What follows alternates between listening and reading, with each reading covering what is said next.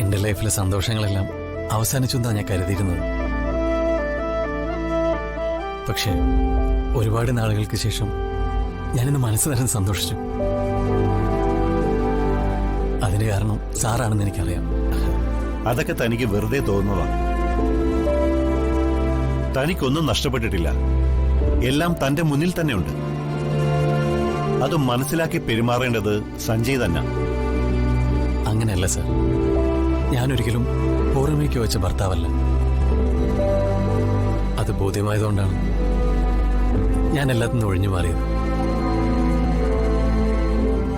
പക്ഷെ എന്റെ ധ്വനി, അവളെ ഉപേക്ഷിക്കാൻ എനിക്കാവില്ല സാർ.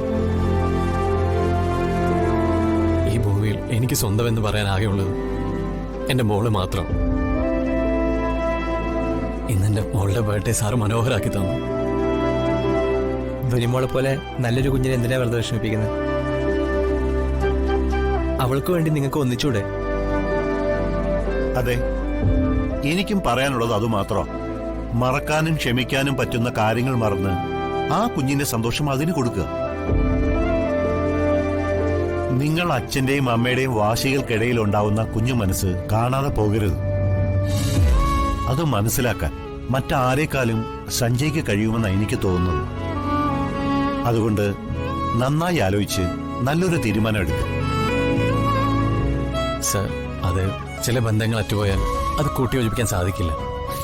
അതൊക്കെ വെറുതെ തോന്നുന്നതാ. ഇപ്പോ എന്നെ കാത്തുനിന്ന് ഈ നന്ദി പറയാൻ കാണിച്ച ഈ മനസ്സുണ്ടല്ലോ, എനിക്കറിയാം ഈ മനസ്സ് മുഴുവൻ ധ്വനിമോളാണെന്ന്. അവൾക്ക് വേണ്ടി എന്തും ചെയ്യാൻ തനിക്ക് സാധിക്കണം. അതെ ഏട്ടാ, നമുക്കൊക്കെ ഒറ്റ ലൈഫല്ലേ ഉള്ളൂ. ആ ലൈഫ് സ്നേഹിക്കുന്നവർക്കൊപ്പം ഹാപ്പി ആയിട്ട് ജീവിക്കണം. ഇപ്പോൾ നമ്മൾ കാണിക്കുന്ന ചില വിട്ടുവീഴ്ചകൾ നമ്മുടെ ലൈഫിലെ ഏറ്റവും വലിയ സന്തോഷങ്ങൾക്ക് കാരണമാവും.